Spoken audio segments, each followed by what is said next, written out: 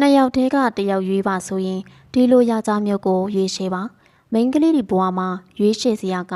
အမြဲတမ်းတစ်ခုမကရှိနေတတ်ပါတယ်အိမ်တော်မပြုတ်ခင်မှာပဲဖြစ်ဖြစ်ချစ်သူမဖြစ်ခင်မှာပဲဖြစ်ဖြစ်ကိုကမ်းလှမ်းတဲ့သူချစ်ခွင့်ပန်းတဲ့သူတွေအများကြီးတွေ့ရမှာပါဒီထဲကမှနောက်ဆုံးရွေးချယ်စရာလူနှစ်ယောက်တည်းမှာဘယ်သူကိုရွေးရမယ်ဆိုတာမသိပဲတွေးဝေးတွေးဟာဖြစ်နေခဲ့ရင်အကူအညီလိုနေခဲ့ရင်ဒီဗီဒီယိုလေးကိုဆုံးအောင်ကြည့်ပြီးဒီချက်တွေနဲ့ကိုင်ညီတဲ့ယောက်ျားမျိုးကိုရွေးချယ်ပါနံပါတ်1လွတ်လပ်ခွင့်ကိုတည်တတ်သူတချို့ယောက်ျားတွေကလွတ်လပ်ခွင့်ကို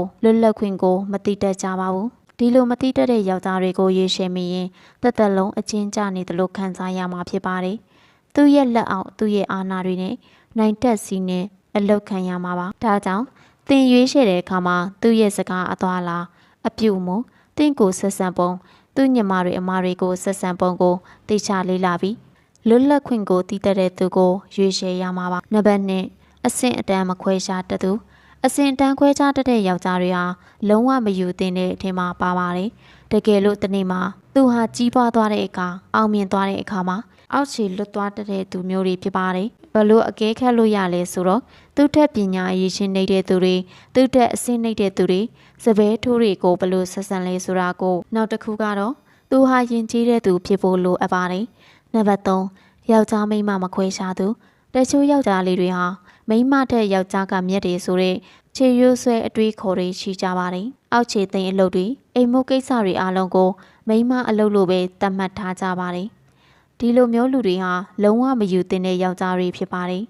ဘလို့အကဲခတ်လို့ရလဲဆိုရင်သူဟာအိမ်မှာဘလို့နေလဲထမင်းဟင်းချက်ဘူးလားတန်ချင်းရေးလုပ်ဘူးလားသူ့ဝတ်သူချော်လားဒါမှမဟုတ်အိမ်သားတွေအတွက်သူတခုခုလုပ်ပေးဘူးလားဆိုတာကိုလေ့လာကြည့်လိုက်ပါနံပါတ်4တာဝန်ယူတတ်တဲ့သူနောက်ထပ်ရွေးချယ်တင်တဲ့သူတွေမှာတက်ရွေးချယ်တင်တဲ့သူကတာဝန်ယူတတ်တဲ့သူပါအလုံးမှာပဲဖြစ်ဖြစ်အိမ်မှာပဲဖြစ်ဖြစ်ဘယ်နေရာမှာပဲဖြစ်ဖြစ်ဘယ်လိုအခြေအနေမျိုးမှာပဲဖြစ်ဖြစ်သူ့ကိုယ်သူတာဝန်ယူတတ်တဲ့ယောက်ျားမျိုးကိုရွေးချယ်ရမှာပါတနာကျင်နာစိတ်ရှိပြီးအားနဲ့တတ်တဲ့သူတွေဘက်ကယက်တီတတ်တဲ့သူအချောင်လိုစိတ်မရှိသူကိုကြောင့်သူတစ်ပါးထိခိုက်နေနာစေမယ့်အရာမျိုးမလုပ်သူကိုရွေးချယ်ရမှာပါဒါတွေအားလုံးဟာတာဝန်ယူစိတ်ရှိတဲ့ယောက်ျားတွေစီမှာပဲမြင်တွေ့ရပြီမယ်တွေ့မြင်ရမယ့်အချက်တွေပဲဖြစ်ပါတယ်နံပါတ်5ရဲရင်ပြီးညံရည်ထမြက်သူတင်းတသက်လုံးပေါင်းသိရမယ့်သူဟာဥတုတူအတတဆိုရင်လုံးဝအစင်မပြေနိုင်ပါဘူးတသက်လုံးသင်ကဥဆောင်ပြီးတာဝန်ယူနိုင်ရင်တော့ရပြီမယ်အဲ့လိုမဟုတ်ရင်တော့လုံးဝအစင်မပြေပါဘူးဒါကြောင့်ရဲရင်ထမြက်ပြီးဉာဏ်ပညာရှိသူဇွဲလုံးလာဝရိယကြီးမှသူဘဝကိုလေးလေးနက်နက်စ조사ရုံကန်သူကိုအားကိုသူဖြတ်ထိုးညံ့ချပြီးဥဆောင်တတ်တဲ့ယောက်ျားမျိုးကိုရွေးချယ်ပါဒီလိုယောက်ျားမျိုးဟာဘယ်အခြေအနေမှာပဲဖြစ်ဖြစ်တုံညကနေပြန်စားနိုင်တာကြောင့်သူတို့နဲ့နေရင်သင်ဘဝအတွက်စိတ်ချရပါတယ်